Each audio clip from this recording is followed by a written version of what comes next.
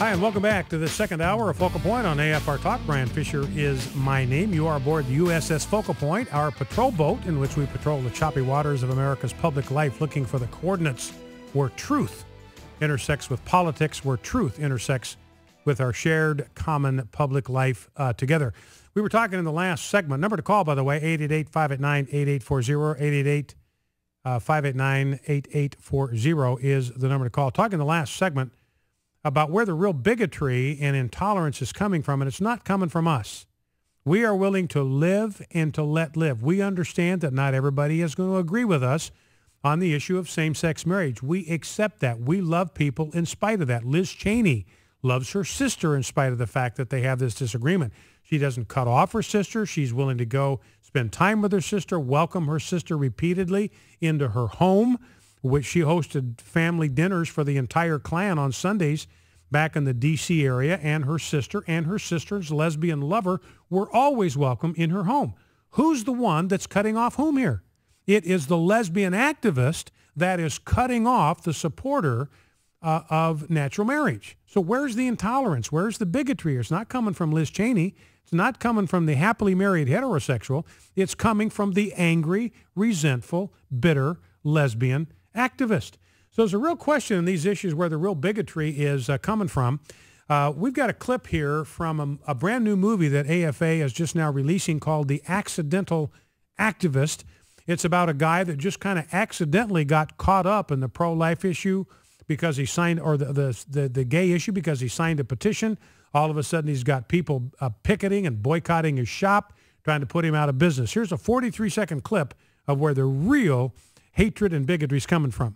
Do you honestly think that this kind of reporting is not going to make me out to be a bad guy for your viewers? You are the bad guy, and she told the truth.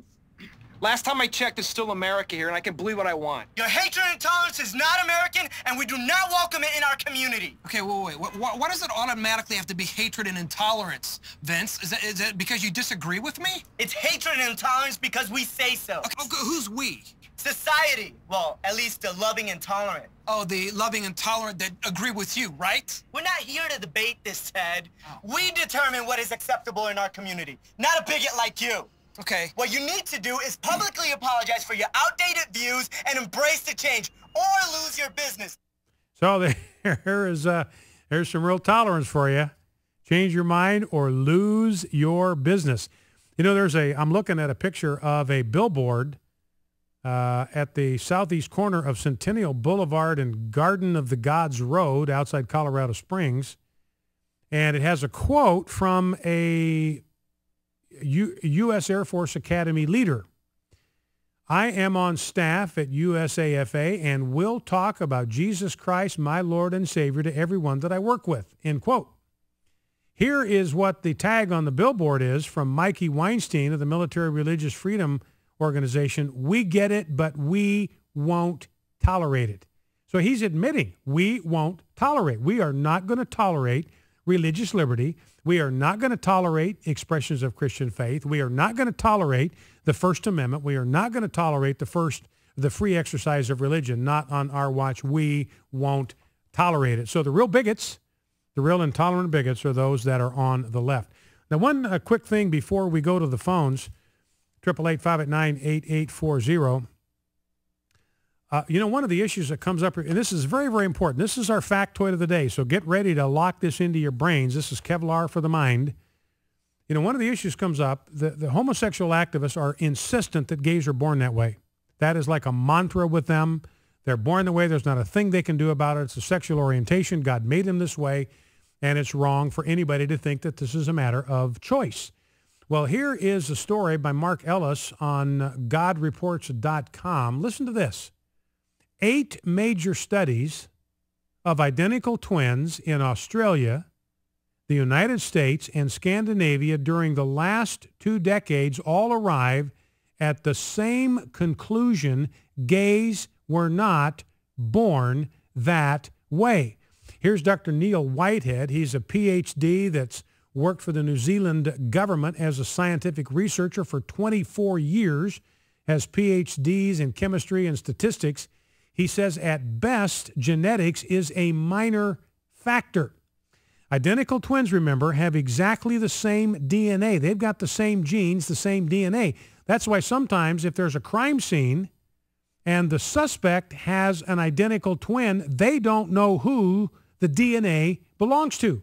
There's a case right now I've been reading about where that's the defense, that the identical twin that's in the dock for this thing, that's his defense. It wasn't me. It was my twin brother. And they don't have a way to tell the difference because they're identical twins.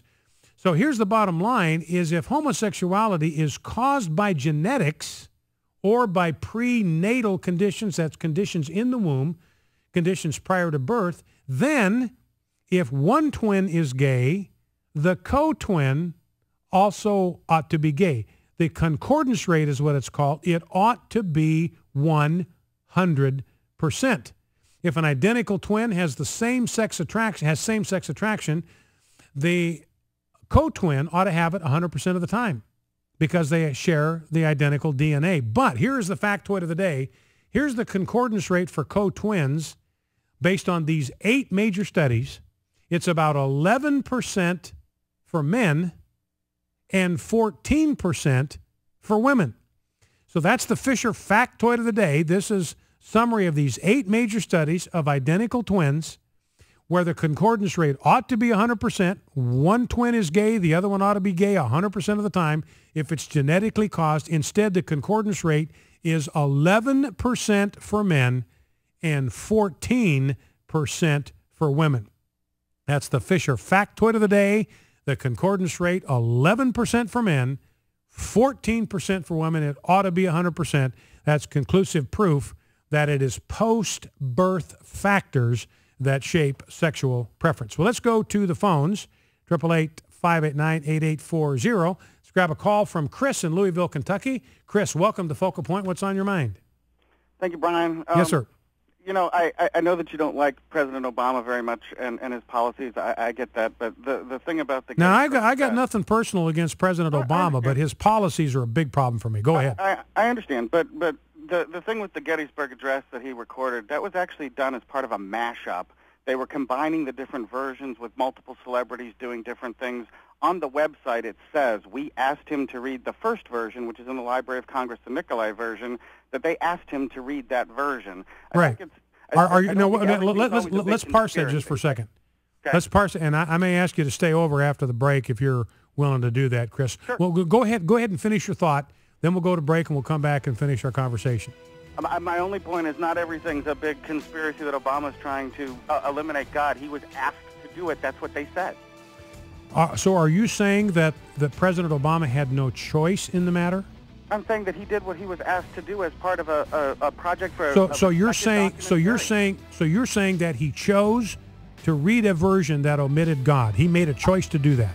I'm saying he chose to read the very first version of the Gettysburg Address as a respected documentarian asked him to do. Right. So he made a choice to read a version of the Gettysburg Address that omitted God. Was he obligated to do that, or could President Obama have said to this noted historian, I would prefer to read a version that's closer to what Abraham Lincoln actually said? Could he have done that?